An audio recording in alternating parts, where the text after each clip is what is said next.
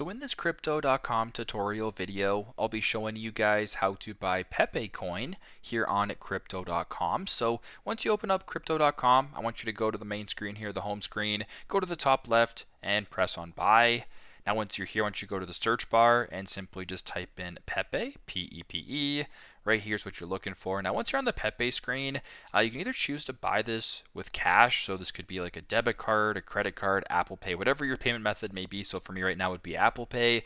Or if you wanted to use crypto to buy this, press on crypto right here. And you can select it Bitcoin, Ethereum, Solana, etc. Whatever coins are being selected. So if you were to go back to cash, for example, it can show you how much Pepe you'd be buying for how much money. So if I wanted to do $50, for example, right here, it'll show you the rough estimate on how much you can get for around $50.